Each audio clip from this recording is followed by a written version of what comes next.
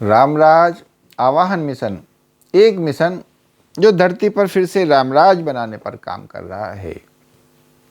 आओ चर्चा करते हैं सत्संग की, जो कि हमारी बुक रामपन के पार्ट 19 के पेज नंबर 26 पर लिखा है। कहते हैं, जो भी हम जानते हैं, ध्यान देने से, बार बार ध्यान देने से वह चीज़ अज्ञात नहीं रहती है। ध्यान कोई दिला दे तो ध्यान आ जाए। हमारी चर्चा का विषय अगर प्रभु नहीं होंगे, चिंतन का विषय प्रभु नहीं होंगे, तो निश्चित ही जानो कि हमारा मोह भंग नहीं होगा। एवं जब तक मोह भंग नहीं होगा, तब तक प्रभु के चरणों में दृढ़ अनुराग नहीं होगा, तथा आप कितने ही योग, जप, यज्ञ जो मर्जी कर लें, पर बिना अनुराग के प्रभु की प्राप्ति नहीं होगी। अंतर्यामी का व्यवहार है सखावत, बहिर्गामी, और ईश्वर का व्यवहार है राजावत। अगर अच्छा करोगे तो अच्छी परिस्थिति, और बुरा करोगे तो बुरी परिस्थिति आएगी ही आएगी। वह दंड देगा ही देगा। और सत्संग का प्रभाव चित्त को सिर्फ यही अच्छा लगता है। यह सत्संग का प्रभाव है कि जीवन उच्च, उज्ज्वल एवं निर्विकार होए। महापुरुष संतों की निर्विकारता, समता, वैराग्य, सदाचरण सुनना उन्हें अच्छा लगने लगता है। कितनी सुंदर बात है कि जो भी हम जानते हैं, ध्यान देने से, बार बार ध्यान देने से वह चीज अज्ञात नहीं रहती। और कोई ध्यान दिला दे तो ध्यान आने लग जाया करता है। यही है सत्संग। सत्संग के माध्यम से आपका ध्यान उन बातों पर जाने लग जाया करता है, प्रभु की प्रभुता पर जाने लग जाया करता है, प्रभु पर जाने लग जाया करता है, आत्मा परमात्मा पर आपका ध्यान जाने लग जाया करता है। और बार बार जाने से वो फिर आपके मन में बस जाने लग जाया करता है। और कहते हैं कि अगर आपका चिंतन, आपकी चर्चा का विषय अगर प्रभु नहीं होंगे, तो आप इस जगत से मोहित होंगे ही होंगे, जो कि नाशवान है।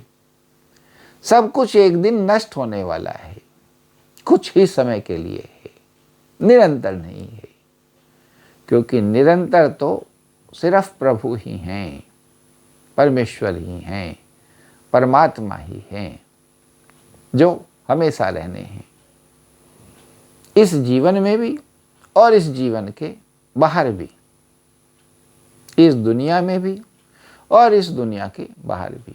तो अगर आपकी चर्चा का विषय प्रभु नहीं होंगे, तो आप अवश्य ही इस जगत से प्रभावित होगे, इस जगत में मोहित होगे और इसके मोह में पड़े रहोगे, जिसका ये परिणाम होगा कि इस जगत से, इस दुनिया से मोह हो जाने के कारण इस दुनिया से आप छूट ही नहीं पाओगे और यहीं भटकते रहोगे, इस योनि से उस योनि में, उस योनि से उस योनि में।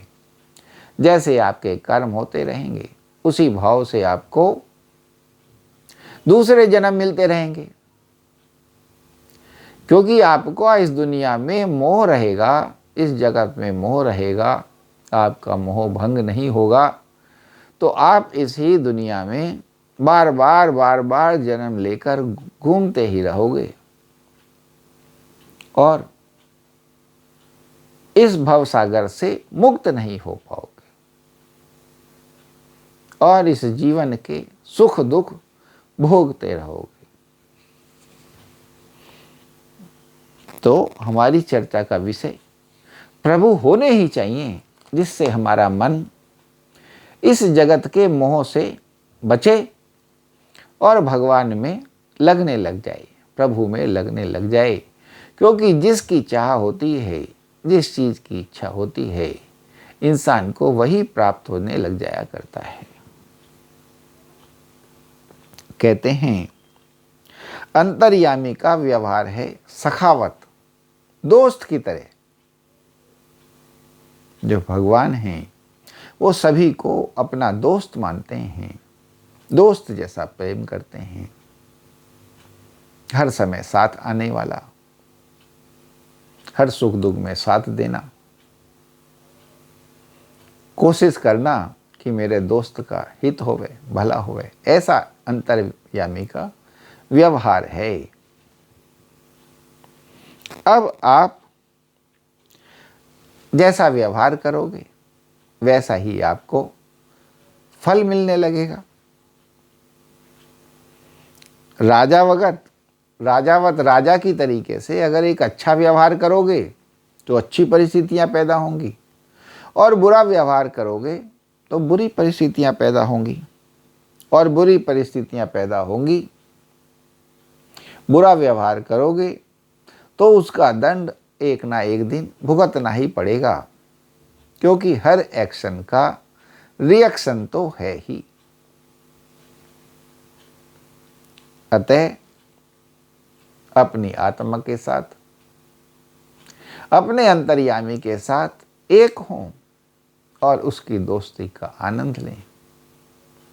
और जैसे वो सबसे सखावत दोस्त की तरह व्यवहार करता है, स्वयं भी हर किसी से, हर भाव से, हर परिस्थिति से प्रेम पूर्ण दोस्त वाला व्यवहार करें। सत्संग का प्रभाव,